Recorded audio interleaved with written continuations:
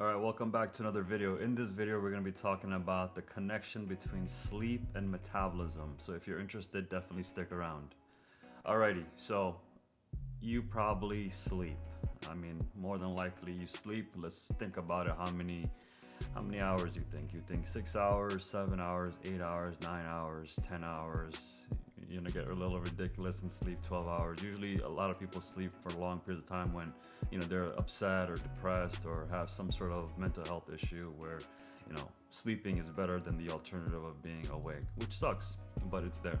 So we have to figure out, what does your sleep schedule look like right now? Is it 6 hours? Is it 8 hours? Recommended, of course, is 8 hours, but of course you know your body better than everybody else, so it doesn't matter what the recommendations are.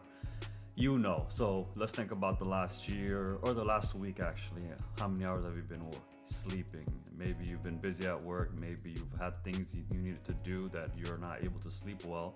So let's think about it. What can you do? What can you do right now to actually make sure that you sleep the right amount of hours? And first, let's take a step back and figure out what is sleeping, right? So let's have a baseline understanding of what sleep is so it makes sense to both of us. Sleeping is when you are actually in an altered state, in a way, right? So you go to bed, you close your eyes, and somehow something is happening. You're like in a hibernation, and then eventually you wake up, and then you seem to keep doing what you're doing, right? So have you ever thought about how deep sleep is? Like, we take it for granted because we just do it automatically, naturally, so we don't really think too much about it, but that's pretty wild if you really consider what sleep is. So irrespective of that, what's actually happening when you're sleeping, right? When you're actually sleeping, your body slows down a lot. Your body goes into rest and digest. So it's resting, it's digesting if there's anything that's there, and it's essentially cleaning up all the residue. Think of it as like the waste management. So you have garbage days. Think of rest as garbage days, where they come clean up all the gunk, so that way when you wake up again, you're fresh. It's really the rejuvenation period of the day. As much as people try to do it during the day to rejuvenate, that's difficult. Sleeping 100%. Why do you think that sometimes when you take a nap you just feel so much better? It's because you're allowing the body to recover. So now, with that being said, how does it relate to metabolism? So what is metabolism? Let's remind ourselves. Metabolism is how your body uses fuel for energy. Energy is essentially that, I don't even know how to describe it, that ephemeral thing that like activates something to do something. So when we need that, your body uses metabolism and uses the three fundamental macros, which is proteins, carbs, and fats. Everything about us is made out of those three things. And of course, there's other things that are just in minute amounts.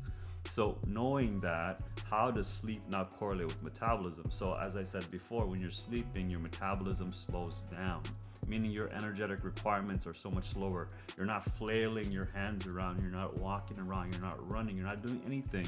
And so your body's like, all right, let's conserve energy. We don't need to use so much energy, so we don't need a lot of fuel. And so metabolism slows down, which is important, very important, to not eat right before you go to bed. Take that in, not to eat right before you go to bed. So an hour, 2 hours, 3 hours if you really can. We want to have an empty stomach when we go to sleep, or relatively, because if we spend so much time digesting that food, you're gonna have other issues, because it's gonna go straight into storage.